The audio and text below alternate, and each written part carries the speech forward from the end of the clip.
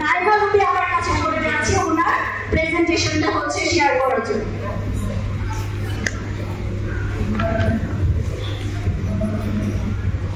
আসসালামু আলাইকুম।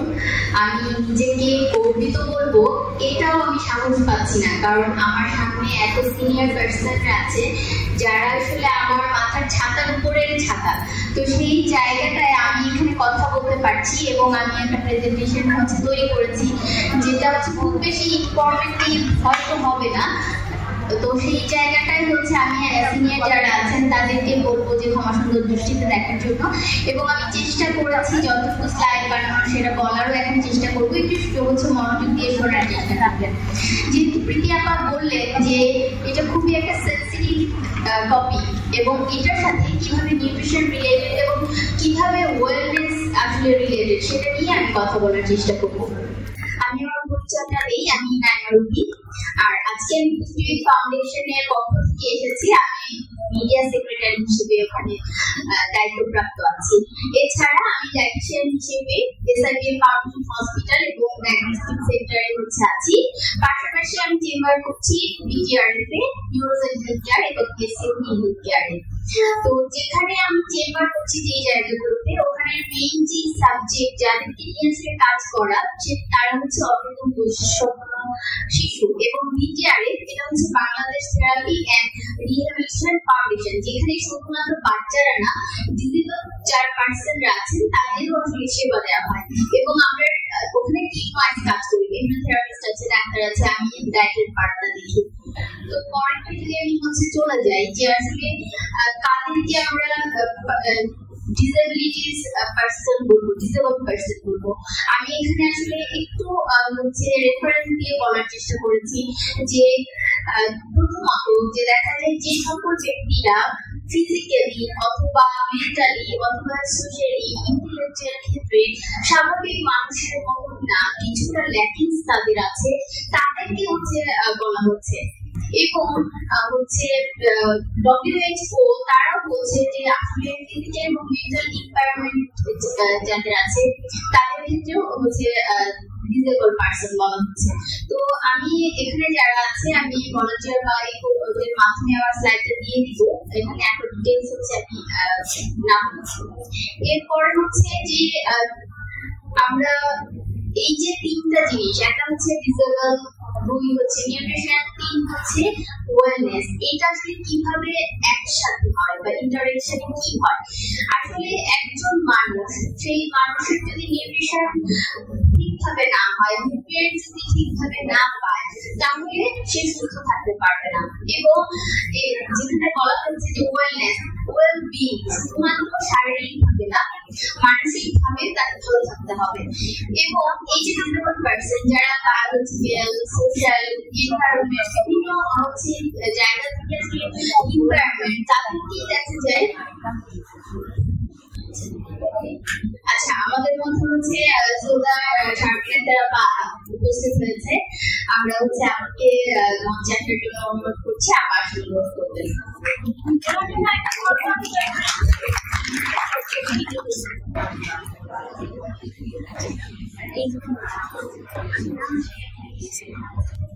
অনেক ধন্যবাদ আপা। আচ্ছা, যেটা কথা বলছিলাম কেন আসলে এই নিউট্রিশন এবং ওয়েলবিং এই জায়গাটা কেন দরকার? প্রথমত হচ্ছে যে প্রিভেন্ট করার জন্য, ম্যানেজ করার জন্য, রিডিউস করার জন্য। এখন কথা হচ্ছে যে প্রিভেন্ট কি আদৌ সম্ভব? এখন ডিসেবিলিটির অনেক ধাপ আছে, কিছু রাখার চেষ্টা করেছি, সেই জায়গা থেকে প্রিভেন্ট করা সম্ভব। দ্বিতীয়ত ম্যানেজ করা, অর্থাৎ স্বাভাবিক মানুষের মতো সে যেন কাজ করতে পারে, বা কিছু কিছু ক্ষেত্রে আরো বেশি পারে, যেরকম আমাদের সাথে প্যানেলিস্ট ভাই আছে যে অনেক স্বাভাবিক মানুষের চেয়ে উনি অনেক বেশি এগিয়ে আছেন। এছাড়া রিডিউস, অর্থাৎ তার যে কার্যকলাপগুলো সে ঠিকভাবে করতে পারছে না, এই যে সমস্যাটা সেটা রিডিউস করার জন্য নিউট্রিশন এবং ওয়েলনেস খুব বেশি ইম্পর্টেন্ট। এরপরে হচ্ছে যে আমি একটু একদম হচ্ছে শর্টকাটে বলার চেষ্টা করছি যে নিউট্রিশন এবং ডিসেবিলিটি হচ্ছে আসলে লিঙ্কটা কোথায়। প্রথমত যে কি কি নিউট্রিশন চ্যালেঞ্জ আসলে ফেস করে, প্রথমত হচ্ছে যে ফিজিক্যাল লিমিটেশন, অর্থাৎ আমরা দেখতে পারি যেটা অনেকেই দেখা যায় যে খাবার চিনিয়ে হয়তো খেতে পারে না, কিংবা তাদের যে নিউট্রিয়েন্ট দিয়ে সেটা হচ্ছে ঠিকভাবে হচ্ছে তার দেহে কাজ করতে পারে না। এরপরে হচ্ছে মেন্টাল কন্ডিশন, যেরকম সেরিব্রাল পালসি আমরা হচ্ছে দেখে থাকি, বা স্পাইনিয়া হচ্ছে কোনো ধরনের যে সমস্যাগুলো থাকে। এরপর হচ্ছে যে ডিপেন্ডেন্স অফ ক্যারিয়ার বা অন্য মানুষের উপর যারা হচ্ছে ডিপেন্ডেন্ট থাকে, নিজের কাজগুলো করতে পারে না।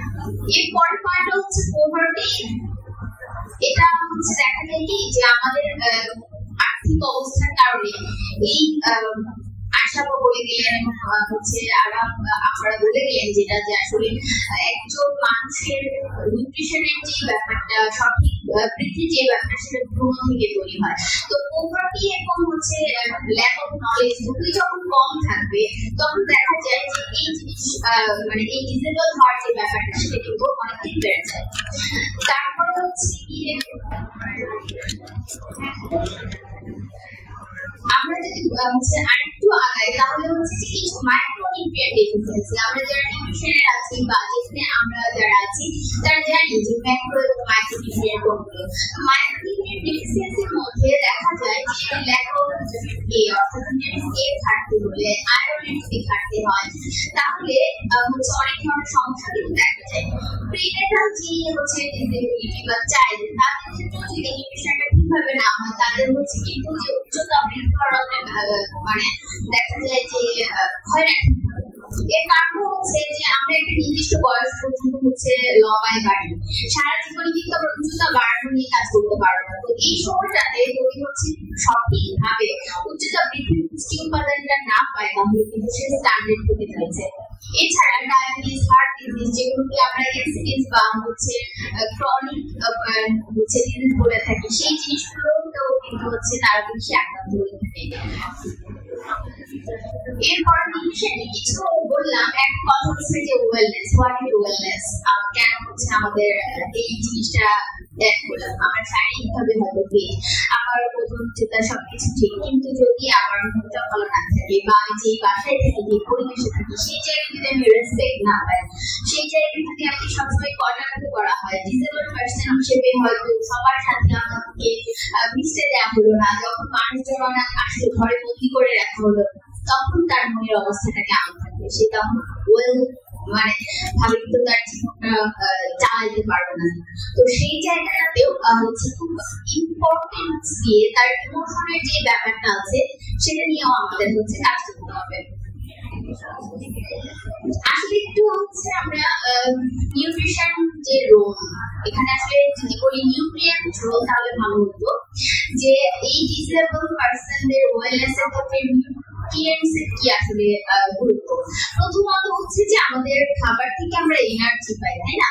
তো এনার্জি পাওয়ার জন্য আমাদের কি কি খাইতে হবে? শর্করা জাতীয় খাবার আমাদের গ্রহণ করতে হবে, ফ্যাট জাতীয় খাবার গ্রহণ করতে হবে, ইমিউনিটি লেভেলটা অবশ্যই বাড়াতে হবে, কারণ ঘন ঘন যখন অসুস্থ হতে থাকবে তখন কিন্তু তার আরো হচ্ছে শারীরিকভাবে আরো নাজুক হয়ে যাবে। তার মেন্টাল হেলথ, তার রিহ্যাবিলিটেশন যে হচ্ছে আউটকাম, সেই জিনিসগুলো হচ্ছে কিন্তু আস্তে আস্তে কমতে থাকবে। এবং ব্যালেন্স ডায়েট, আমরা সবাই বলে থাকি ব্যালেন্স ডায়েট, ব্যালেন্স ডায়েট। তো এদের ক্ষেত্রেও ব্যালেন্স ডায়েট কিন্তু খুব বেশি প্রয়োজন, কারণ যদি এটা না থাকে তখন দেখা যায় যে সহজেই তাদের আলসার হতে থাকে, এবং যেহেতু শারীরিকভাবে তাদের অ্যাক্টিভিটিস কম, তাদের ওবেসিটিটা বেড়ে যেতে থাকে এবং হচ্ছে ডায়াবেটিস হয়ে যাওয়ার একটা ঝুঁকি থাকে। নিউট্রিশন যদি ঠিকভাবে হচ্ছে নিউট্রিশন যদি ঠিকভাবে না দেওয়া হয়, অর্থাৎ ব্রেইন ফুডটা যদি ঠিকভাবে না দেওয়া হয়, তখন আমাদের এই ব্রেইনের যে নার্ভগুলো আছে সেগুলো ঠিকভাবে কাজ করতে পারে না। এখানে দুটো জিনিস বলতে চাই, এক হচ্ছে আমরা মানুষকে মানুষ কখন বলি? যার ব্রেইন ঠিক থাকে, যার গাট ঠিক থাকে। গাট বা পেট হচ্ছে আমাদের দ্বিতীয় ব্রেইন। তো এই দুটো জায়গাতে কিন্তু আসলে হচ্ছে নিউট্রিশন বা নিউট্রিয়েন্টের ভূমিকাটা অপরিসীম। আমরা যদি একটু আসলে কি যে গ্লোবালি এই ডিসেবল পার্সনদের পার্সেন্টেজ কত। WHO হচ্ছে 2011 সালে যে হচ্ছে রিসার্চে সেখানে দেখা গেছে যে 1 বিলিয়নের মতো হচ্ছে ডিসেবল পার্সন আছে, এবং এটা দেখা গেছে যে 80% মানুষ হচ্ছে তারা যারা লো এবং মিডল ইনকাম যাদের আছে তাদের। তো এই জায়গাটাতে যে তারা হচ্ছে কেন এই ডিসেবল বেশি হচ্ছে, কারণ তারা এক জানে না, দ্বিতীয়ত তারা প্রিভিলেজ না, আবার অনেক ক্ষেত্রে নিউট্রিশনের যে নলেজটা দরকার সেটাও হচ্ছে তারা জানছে না। এবং দেখা যাচ্ছে যে এই ডিসেবল পার্সনদের ক্ষেত্রে ডায়াবেটিস, কার্ডিওভাস্কুলার ডিজিজগুলো বেশি মাত্রায় আসলে বাড়ছে। কোন টাইপের ডিসেবিলিটিস আসলে দেখা যায়, আমি যেহেতু বাংলাদেশে আছি এবং বাংলাদেশের প্রেক্ষাপটে হচ্ছে আমি 8 ধরনের দেখতে পাই। তার মধ্যে হচ্ছে ফিজিক্যাল ডিসেবিলিটিস, অর্থাৎ আমরা দেখেই বুঝতে পারবো। দ্বিতীয়ত হচ্ছে সেন্সরি, অর্থাৎ সে চোখে ঠিকভাবে দেখতে পাচ্ছে না, হয়তো পুরোই দেখতে পাচ্ছে না কিংবা ব্লারি। আরেকটা হচ্ছে হিয়ারিং, এই যে একজন ব্যক্তি সে হয়তো চোখের ঝাপটা দেখছে কিন্তু বা কানে কম শুনছে, তাকে দেখে তো আমরা বুঝতে পারবো না, তো কিন্তু ফিজিক্যাল যেটা সেটা হচ্ছে কিন্তু দেখে বুঝতে পারি। 3 হচ্ছে যে ইন্টেলেকচুয়াল ডিসেবিলিটিস, ওই যে সেরিব্রাল পালসি যেটা বলছিলাম এটার আন্ডারে পড়ে। এরপরে ডেভেলপমেন্ট যদি ঠিকভাবে না হয়, ফিজিক্যাল মেন্টাল সেটা সাইকোলজিক্যাল অর্থাৎ মেন্টাল হেলথ যদি হচ্ছে সমস্যা থাকে, কমিউনিকেশন এই সমস্যা থাকে, আমি দেখা যায় যে যেই জায়গায় 3টাতে হচ্ছে প্র্যাকটিস করি সেই জায়গায় বাচ্চাদের ক্ষেত্রে দেখা যায় তাদের বয়স অনুযায়ী কমিউনিকেশনটা খুবই লো থাকে। তো এবং এইটা বড়দের ক্ষেত্রেও দেখা যায়, এবং এটা যে একেবারে ছোট থেকেই হতে হবে এরকম না, হুট করে কিন্তু শুরু হয়ে যেতে পারে। 7 নম্বরে হচ্ছে মাল্টিপল, এই যে উপরে যে 6টা বললাম এই 6টার মধ্যে কিছু কিছু নিয়ে মিক্স আপও থাকতে পারে।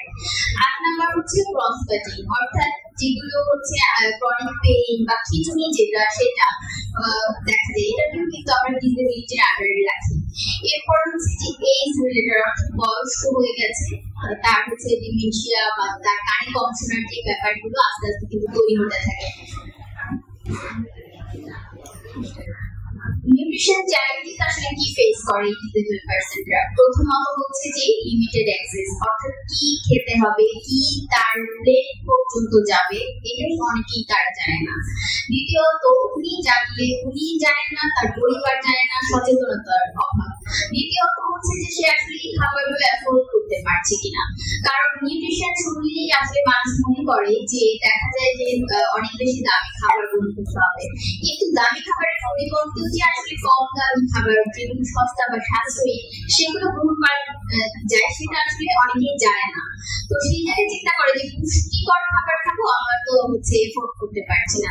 দ্বিতীয়ত হচ্ছে নিউট্রিশনাল যে ইনফরমেশন গুলো যেটা আগে বললাম, শুধুমাত্র খাবারের দাম বেশি কম সেটা না, কোনটাতে কি পরিমাণ নিউট্রিশন দরকার, তার কি ধরনের ডিসেবিলিটিস আছে, সেই ডিসেবিলিটিস এর জন্য কোন নিউট্রিয়েন্ট দরকার সেটা আসলে জানে না।